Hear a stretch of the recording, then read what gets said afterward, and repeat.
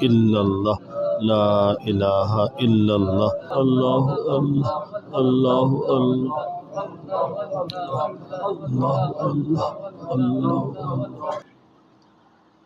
اللہ کے پیارے اور لاڈلے بندو، موطا شریف امام مالک رحمہ اللہ کی حدیث کی کتاب ہے۔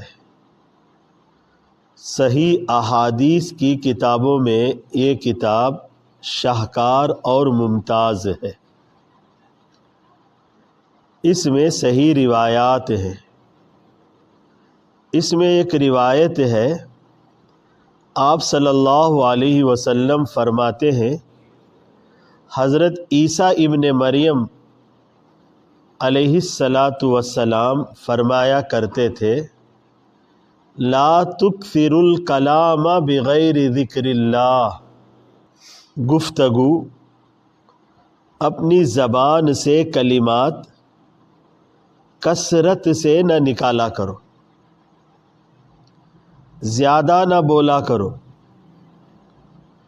کچھ باتیں ہیں جن کا بولنا ضروری ہے، زبان سے الفاظ کا نکالنا لازم ہے، جیسے تلاوت کلام پاک، اللہ کا ذکر، وعظ و نصیحت، درس و تدریس سیکھنا سکھانا، دعوت و تبلیغ، اللہ کے دین کی طرف اللہ کے بندوں کو بلانا، اہل و عیال کی خبرگیری، بال بچوں کی خیریت دریافت کرنا، بڑوں کے احوال دریافت کرنا، ماں باپ کیسے ہیں ان کی خیریت دریافت کرنا۔ کچھ باتیں ضروری ہیں تو یہ ضروری ہے، اور کچھ باتیں ہیں جن کے بولنے کی بالکل اجازت نہیں ہے، جیسے فحش اور گندے کلمات، گالی گلوچ، غیبت، چغل خوری، طعنہ دینا، کسی کو برے لقب سے پکارنا، یہ وہ بول ہیں جو ممنوع ہیں۔ اور کچھ بول ہیں جن کی اجازت ہے، مباح ہے، جائز ہے۔ اس کے بارے میں کہا گیا ہے کہ یہ زیادہ نہیں ہونا چاہیے، ہمیشہ کچھ نہ کچھ بولتے رہے، زبان قینچی کی طرح چلتی رہے، یہ ہے وہ ہے، ایسا ہے ویسا ہے، ہمیشہ زبان چلتی نہیں رہنا چاہیے۔ پند نامہ میں حضرت فرید الدین عطار رحمہ اللہ فرماتے ہیں، دل ز پر گفتن بمیرد در بدن، گرچہ باید گفتنش در عدن۔ زیادہ کہنے سے دل جسم میں مردہ ہو جاتا ہے، اگرچہ وہ باتیں موتیوں کی ہو۔ کبھی کچھ دیر خاموش بھی رہنا ہے، خاموش رہنے سے دل میں حکمتیں پیدا ہوتی ہیں۔ مباح باتیں، اسی کے بارے میں یہاں حدیث میں کہا گیا، لا تکثر الکلام، کہ زیادہ بولا نہ کرو، بغیر ذکر اللہ، ہاں اللہ کا ذکر ہے، جیسا کہ ابھی بتایا گیا، تلاوت کلام پاک ہے، وعظ و نصیحت ہے، دین کی باتیں ہیں، ان کی کثرت کی اجازت ہے۔ جو چیزیں مباح ہیں ان میں بھی زیادہ نہیں بولنا ہے۔ زیادہ بولنے سے کیا ہوتا ہے؟ آپ صلی اللہ علیہ وسلم نے فرمایا، فَتَقْسُوَ قُلُوبَكُمْ، زیادہ بولنے سے تمہارے دل سخت ہو جائیں گے۔ فَإِنَّ الْقَلْبَ الْقَاسِيَ بَعِيدٌ مِّنَ اللَّهِ وَلَٰكِن لَّا تَعْلَمُونَ، اور یہ سخت دل اللہ سے دور ہوتا ہے اور تم جانتے بھی نہیں۔ سخت دل والا اللہ سے دور ہو جاتا ہے۔ زیادہ بے فائدہ گفتگو سے دل سخت ہوتا ہے، اور دل جب سخت ہوتا ہے تو وہ بندہ اللہ سے دور ہو جاتا ہے۔ قرآن پاک میں اللہ تبارک و تعالیٰ فرماتے ہیں، ثم قست قلوبکم من بعد ذلک فہی کالحجارہ.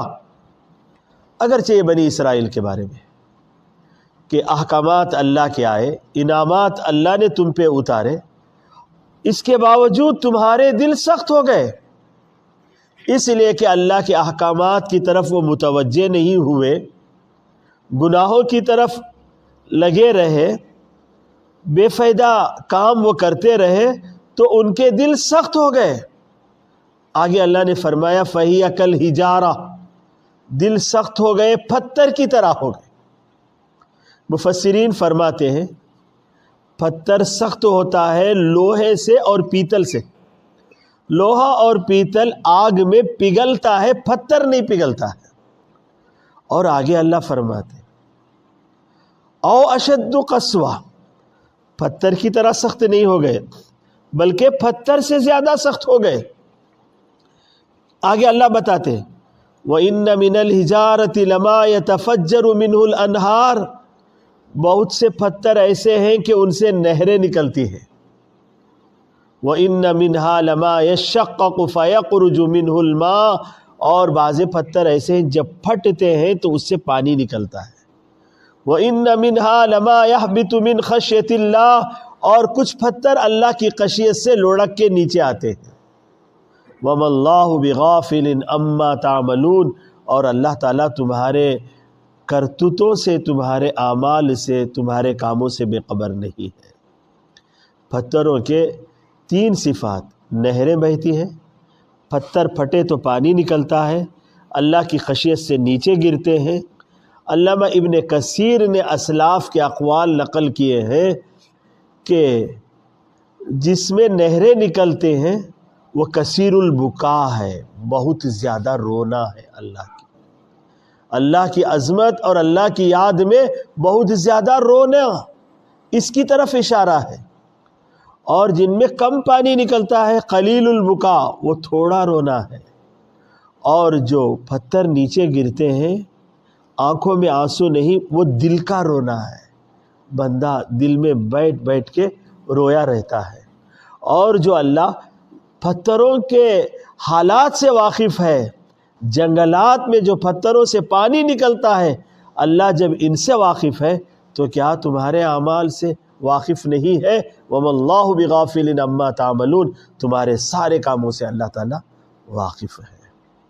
تو یہ حدیث ہم مکمل کریں. آگے رسول خدا صلی اللہ علیہ وسلم فرماتے ہیں، اللہ ہماری حفاظت فرمائے، وَلَا تَنْظُرُوا فِي ذُنُوبِ النَّاسِ كَأَنَّكُمْ أَرْبَابٌ، لوگوں کے گناہوں کو ایسے نہ دیکھو کہ گویا تم رب ہو. نفرت گناہ سے ہے، گنہگار سے نہیں. بیماری سے نفرت ہے، بیمار سے نہیں. آگے رسول خدا صلی اللہ علیہ وسلم نے فرمایا وَانظُرُوا فِي ذُنُوبِكُمْ كَأَنَّكُمْ عَبِيدٌ، تم اپنے گناہ کو دیکھو ایسے جیسے کہ تم غلام ہو.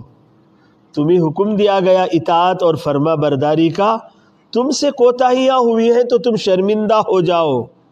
گناہ اپنے دیکھنا ہے، اوروں کے نہیں دیکھنا ہے. آگے فرمایا لوگوں کی 2 قسمیں، فَإِنَّمَا النَّاسُ مُبْتَلًا وَمُعَافًا، بعض لوگ مبتلا ہیں بلاؤں میں. کون سی بلائیں؟ گناہ کو یہاں بلا کہا گیا. نماز کا چھوڑنا ایک بلا ہے، جھوٹ بولنا ایک بلا ہے، سود ایک بلا ہے، بے حیائی ایک بلا ہے، سنتوں کا ترک کرنا ایک بلا ہے، غیروں کی معاشرت اختیار کرنا ایک بلا ہے، یہود اور نصارہ کے رسوم اور رواج اپنانا ایک بلا ہے. بہت سارے لوگ بلاؤں میں ہیں اور بہت سارے لوگ عافیت میں ہیں، عبادت گزار ہیں، تقوی شعار ہیں، تہجد گزار ہیں، نیک بندے ہیں. تمہیں بلا والوں پہ رحم کرنا ہے. جیسے ایک بندہ بیمار ہوا، کینسر کا مریض ہے، اس کی خدمت لوگ کرتے ہیں، اس کی خیر خواہی کرتے ہیں. ایسے گنہگاروں کی مدد کرنا ہے، انہیں سمجھانا ہے یہ نافرمانی ہے، یہ شیطانی راستہ ہے، یہ گمراہی کی طرف لے جانے والا راستہ ہے، یہ جہنم کا راستہ ہے. ان پہ رحم کرنا ہے، انہیں سیدھا راہ دکھانے کی جستجو کرنا ہے۔ وحمد اللہ علی العافیہ، اور اللہ نے جو عافیت بخشی، دین کی جو توفیق دی، اس پہ اترانا نہیں ہے، اس پہ اللہ تبارک و تعالیٰ کا شکر بجا لانا ہے۔ اے اللہ، محض تیری سعادت، تیری توفیق، تیری مہربانی کہ میں نے یہ نمازیں پڑھ لی، میں نے یہ دین کے تقاضے پورے کر لیے، میرا کوئی کمال نہیں، میرے ساتھ نفس ہے، میرے ساتھ شیطان، میرے ساتھ برا ماحول، ان سب حالات میں مولا تو نے مجھے توفیق دی ہے، اللہ کی حمد و ثنا بیان کرنا ہے۔ اور یہ جو دل سخت ہو گیا، دل جب سخت ہوتا ہے کیا ہوتا ہے؟ فَوَيْلٌ لِّلْقَاسِيَةِ قُلُوبُهُم مِّن ذِكْرِ اللَّهِ، اللہ فرماتے دل جب سخت ہوتا ہے، قرآن پاک کی نصیحت سے بھی وہ دل متاثر نہیں ہوتا ہے۔ واعظ و نصیحت میں نہ دل لگتا ہے، نہ اللہ والوں کی بات دل کے اندر اترتی ہے، سارے دروازے بند ہو جاتے ہیں دل کے۔ یہی تو بات ہے کہ اس دل والا اللہ کی رحمت سے دور ہوتا چلا جاتا ہے۔ تو اب اس کا علاج کیا ہے؟ سخت دل کا علاج کیا ہے؟ رسول خدا صلی اللہ علیہ وسلم نے فرمایا، لِكُلِّ شَيْءٍ ثِقَالَةٌ، ہر چیز کو صاف کرنے کی ایک چیز ہوتی ہے۔ وَثِقَالَةُ الْقُلُوبِ ذِكْرُ اللَّهِ، اور دلوں کی صفائی یہ اللہ کے ذکر سے ہوتی ہے، اللہ کو یاد کرنے سے ہوتی ہے، زبانوں پہ اس کا نام لینے سے ہوتی ہے، دل و دماغ میں اس کا دھیان رکھنے سے ہمارے دل صاف ہوتے ہیں۔ یہ جو دل مردہ ہے، جو سخت دل ہے، وہ دل مردہ ہے۔ علامہ اقبال نے بھی کہا، دل مردہ دل نہیں ہے، اسے زندہ کر دوبارہ، اسے ہمیں دوبارہ زندہ کرنا ہے۔ کیسے زندہ کریں گے ہم؟ اللہ کے ذکر سے، اللہ کی یاد سے۔ تھوڑا سا ذکر ہم یہاں کرتے ہیں، یہ مشق کے لیے، یہ عادت ڈالنے کے لیے ہے۔ صبح سے شام تک، شام سے صبح تک ہزاروں مرتبہ کلمے کا ورد اور اللہ کا نام ہماری زبانوں پہ، ہمارے دل و دماغ پہ آتے رہنا چاہیے۔ ایک تو ہے یہ اللہ کا ذکر، اور دوسرا ہے صحبت صالحین، نیک لوگوں کی صحبت، اللہ والوں کی صحبت۔ کہاوت مشہور ہے، خربوزے کو دیکھ کر خربوزہ رنگ لاتا ہے۔ جب اللہ والے کی صحبت میں بیٹھتے ہیں، نیک لوگوں کے مجمع میں بیٹھتے ہیں، تو ان کے قلوب کے انوارات ہمارے قلوب میں بھی آنے لگتے ہیں۔ اللہ سے دعا ہے اللہ تعالیٰ نیک لوگوں کی صحبت بھی ہمیں نصیب فرمائے۔ صبح و شام اللہ تبارک و تعالیٰ اس کے انوارات اور اس کے برکات کی باران رحمت ہمارے سخت دلوں پہ نازل فرمائے، جس سے ہمارے دل نرم ہو جائیں اور اللہ کی یاد میں ایسے روئیں جیسے پتھروں سے نہریں نکلتی ہیں، یا کم از کم اتنا روئیں کہ آنکھوں سے آنسو جیسے نکل جائیں، اور جب ہم چپ ہوں تو یاد خدا میں ہمارا دل روتا رہے۔ اللہ تعالیٰ ایسی صالح زندگی ہمیں نصیب فرمائے۔ الحمدللہ رب العالمین والصلاة والسلام علی سید المرسلین محمد وعلی آلہ واصحابہ اجمعین۔ اللہم آت انفسنا تقواها وزکها انت خیر من زکاها انت ولیها ومولاها۔ اللہم ارحمنا فإنک خیر الراحمین۔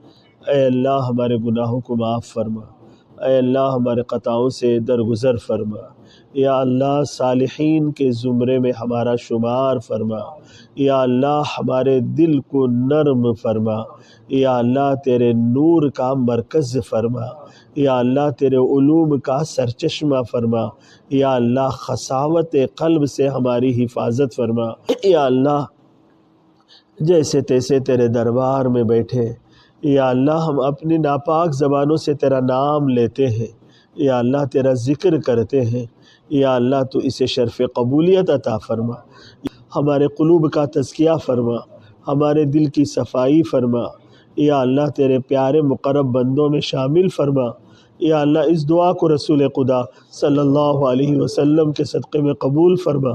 سبحان ربک رب العزت عما یصفون وسلام علی المرسلین والحمد